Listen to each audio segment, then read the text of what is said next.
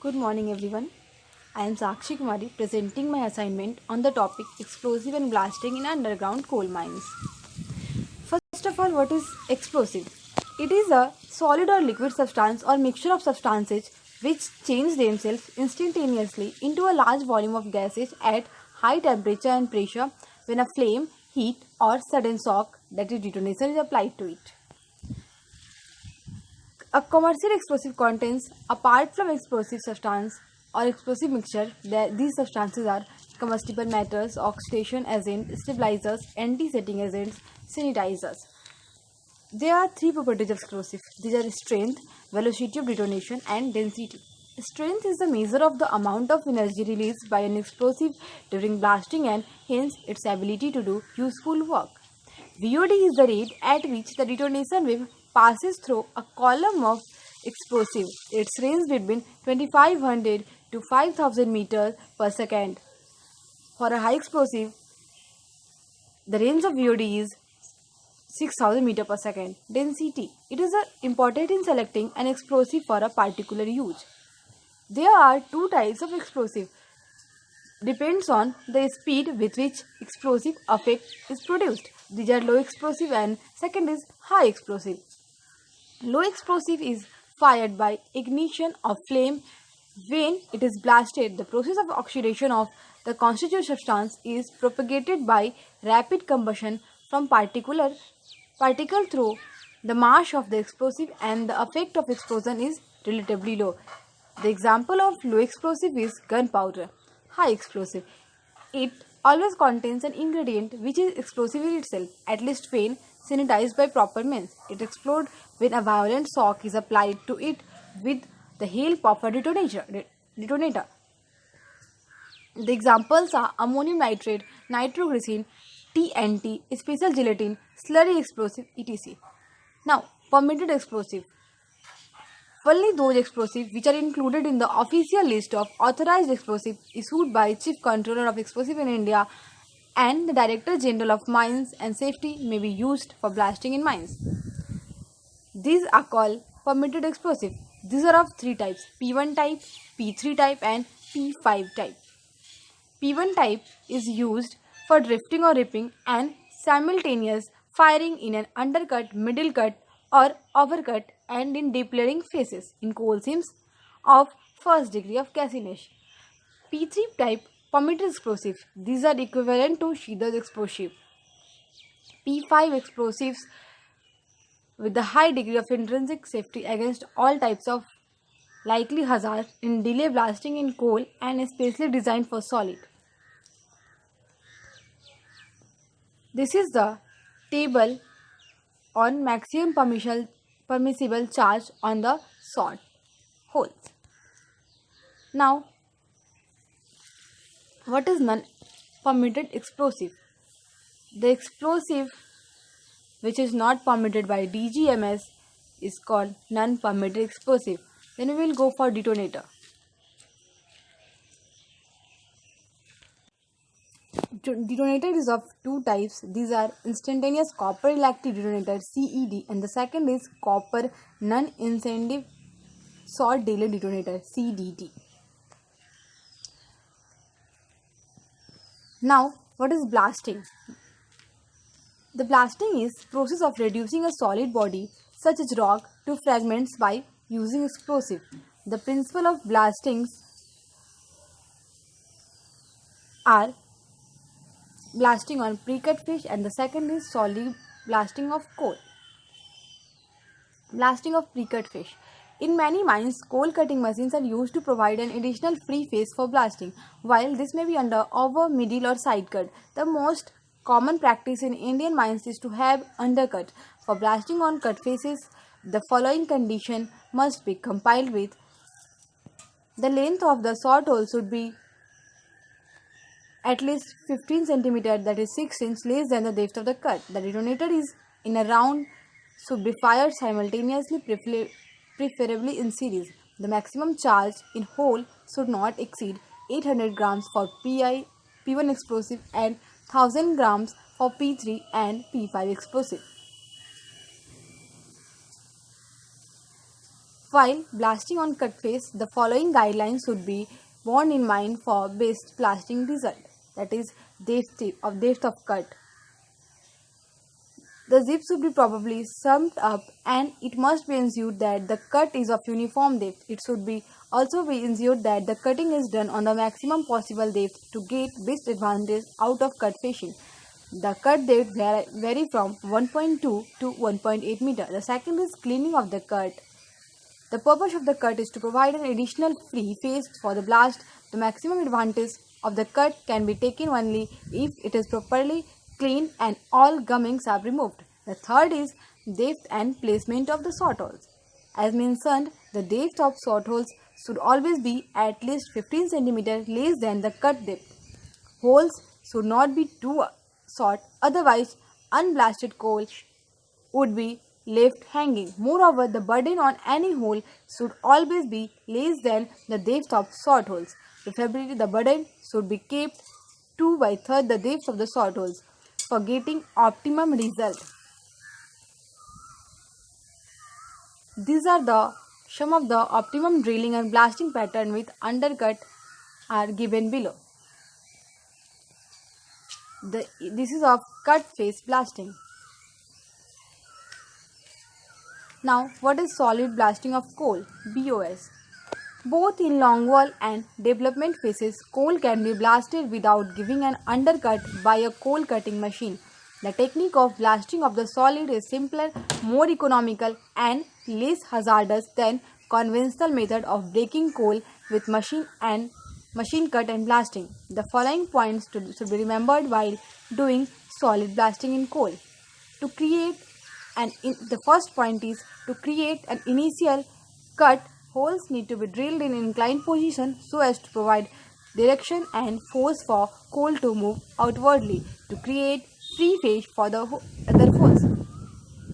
The second is wider the opening, easier it would be for other holes to perform better. It is advisable to give zero delay for 4 to 6 cut holes in the center. So on, there are 4 more points. Now, some additional technical points are also to be adopted for solid blasting in coals. These points are: the first point is only P5 permitted explosive and non-incentive copper shot delay detonator shall be used. The second point is maximum charge per hole is 1000 grams for degree 1 mine and 565 grams for degree 2 and degree 3 mine. The estimated period of delay between the first and last shot shall not exceed 150 meter per second. The estimated period of the delay between any two consecutive delay shall not exceed 60 meter. So on, there are 3 more points. Now, this is the pattern for seam height 2.6 meter.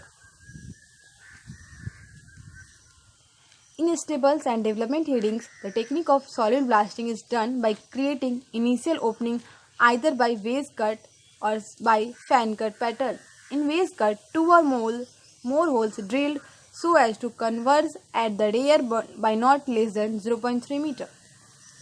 This is the pattern of vase cut with sab holes for BOS.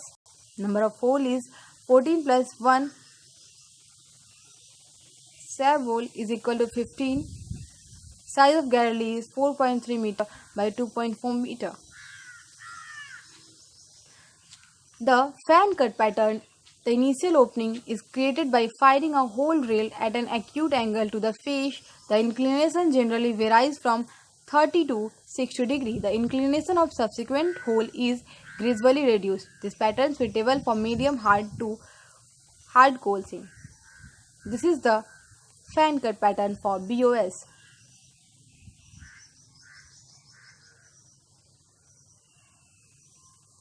This is the fan cut pattern. This is the layout of shot hole for solid blasting in long faces. Now, velocity of air current, that is DGMS stipulation. The velocity of air current measured in meter per minute at the place shown in column 2 shall not be less than that of shown in column 3 for the different seams shown in column 1 of table given below.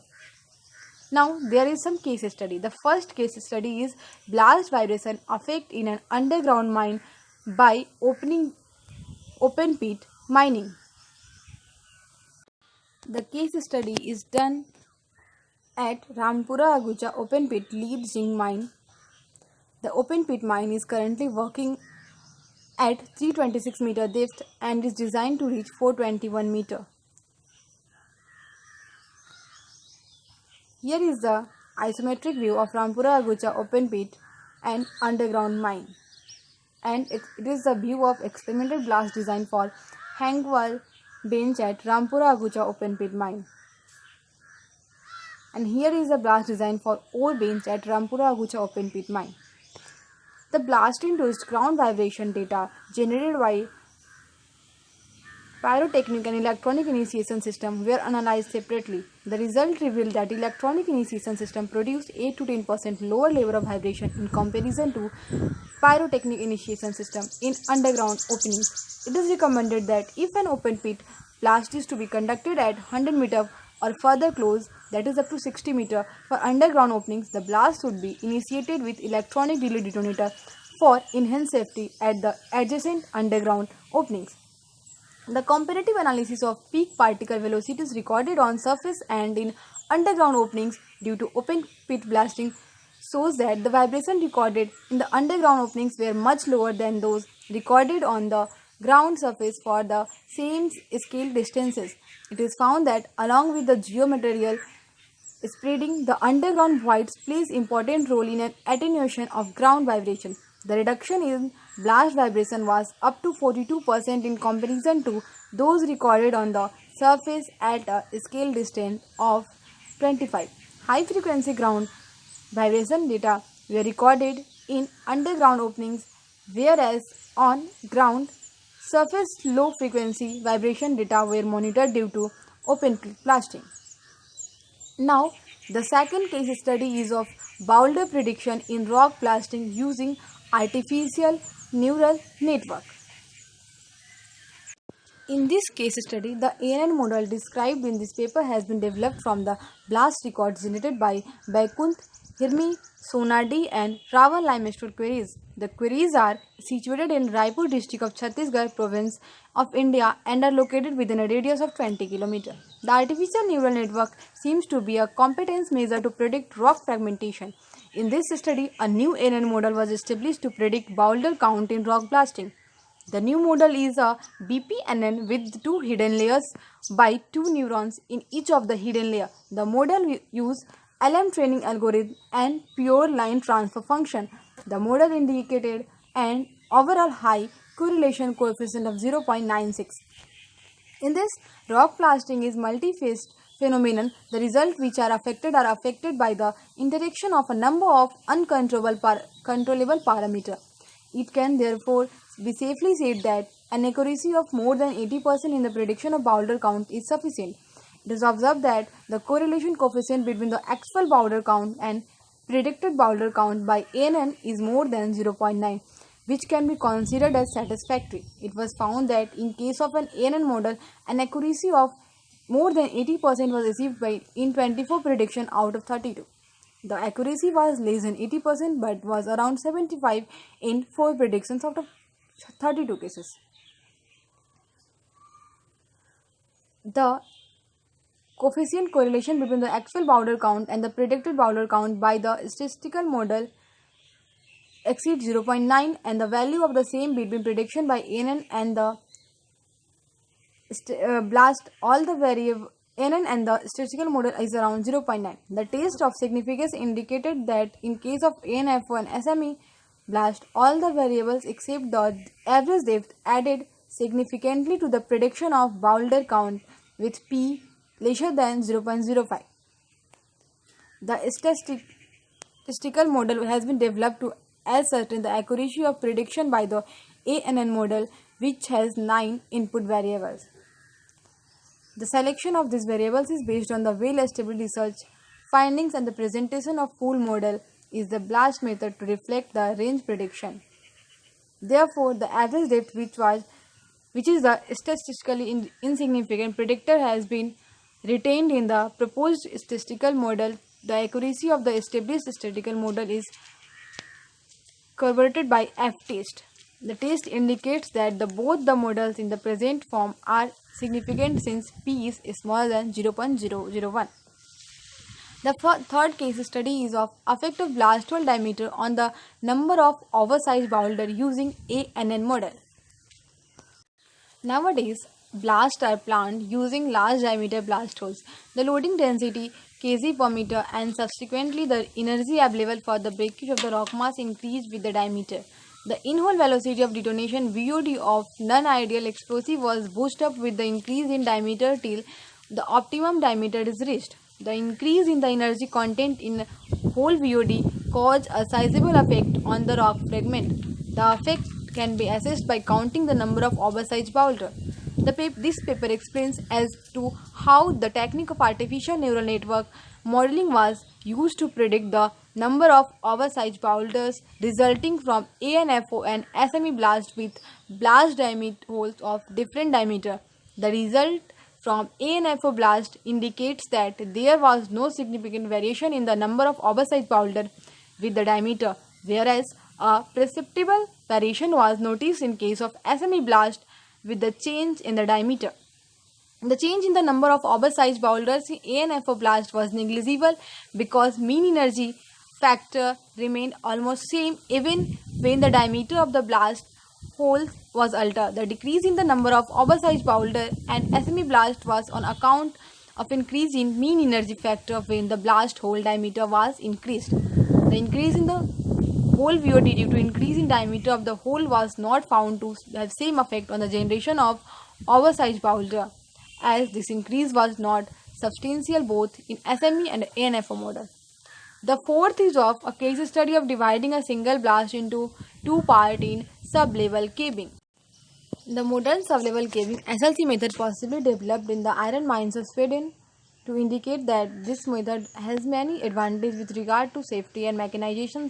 All of mining operations are carried only in drift. Because of this advantage over other mining methods such as cut and fill, room and pillar and so on, SLC method has become a widely used mining method in various kinds of metallic mine all over the world for many years. The DSP method was we used basically DSP method for dividing a single blast into two parts in sub-level caving. This includes DSP method without pre-charge. The second is DSP method with pre-charge result from SLC mine. Blast from production drift JH4156 with non-electric detonator, and second was blast from drift JS5403 with electronic detonator. This is a pattern we can see here. Now, what are the factors affecting DSP method in that case study? The factors were boundary conditions, delay time, specific charge, number of blast holes detonated in the upper part of DSP ring, stemming, and cut-off control. The conclusion is it's hard time to concentrate on blasting upon underground mine. Blasting as a cost of open cast mining is going to increase in near future due to high stripping ratio. Larger output in blasting round is essential to improve the utilization of mechanical excavator.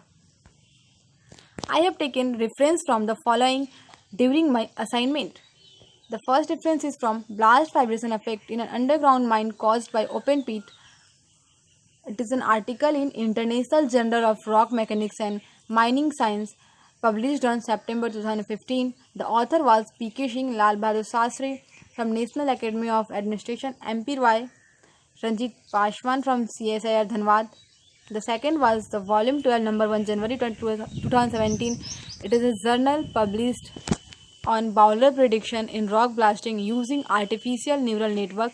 The author were P.Y. Dekne, Manoj Pradhan, Ravi Kesha, Sade and Romil Mishra, Faculty Department of Mining Engineering, NIT Raipur, India. The third reference was from International Journal of Rock Blasting and Mining Science, December 2016. It was a case study of dividing a blast into two parts in sub-level caving. The author was Mathis Wember, Ulu Mining from Oulu Mining School, University of Oulu, Finland. The fourth was from Element of Mining Technology Volume 1. Author was DJ Deshmukh, ISBN 13. Thank you.